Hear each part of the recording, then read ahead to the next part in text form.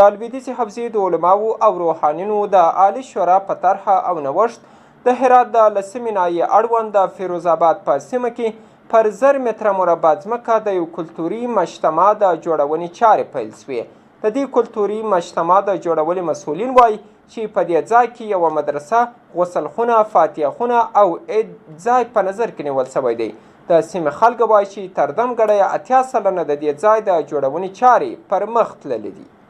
د لویدیځې حوزې د علماو او روحانیونو د عالي شورا په نوښت او طرحه د هرات د لسمې ناحیې اړوند د فیروز آباد سیمه پر 1000 متره مربع ځمکه د یو کلتوري مجتمع د جوړونې چارې پیل شوي. د دې کلتوري مجتمع د جوړونې مسؤلین وایي چې په دې ځای کې د دیني زده کړو لپاره د طالب العلمانو لپاره یو مدرسه، د اختر مراسمو د ترسره کولو عید ځای، د فاتحې د نیولو خونه، غسلخونه او نور اړین او رغنده ځایونه په پام کې نیولي دي. ښاغلی محمدي څرګندوي چې د دې ودانۍ د جوړښت لګښت ډیری د سیمې د خیرو او سوداګرو لخوا ورکول کیږي. ما انشالله با کمک خداوند متعال و به همکاری برادران مسلمان خیر اینجا یک مجتمع بزرگی از قبیل عیدگاه و جنازه‌جا و مدرسه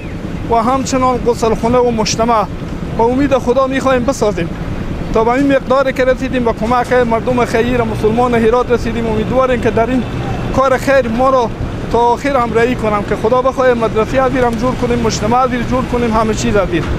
د دې ودانۍ د رغونې چارې چې نږدې 80 سلنه پر مخ تللي، د سیمې ځایي خلک د دې مجتمع د رغونې څخه په هرکلي وایي چې وړاندې یې په سیمه کې ګڼې ستونزې درلودي او د دې ودانۍ په رغېدو سره باید د ژوندانه یو شمېر ټولنیزې ستونزې هوارې سي.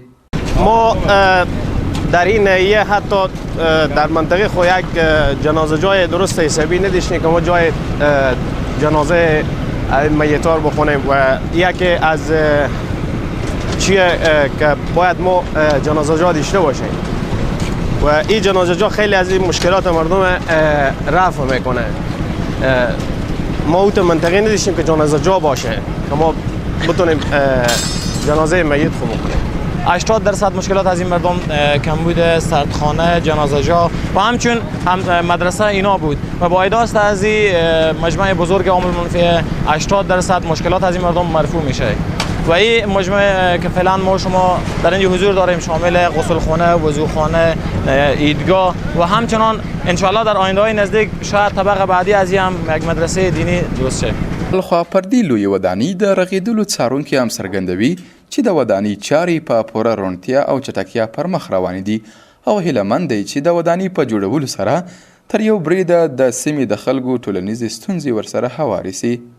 برای فاتحخانه زنانه مردانه و در قسمت قبلی از این به حساب غسلخانه زنانه و مردانه، سرخانه و همچنین یک مسجد برای کسی که اینجا نگهبان باشه یا مثلا طالبایی وجود داشته باشه برای از اینا مسجد احداث میکنه. دیگه این در مجموع این یک مجمع شامل همه چیز،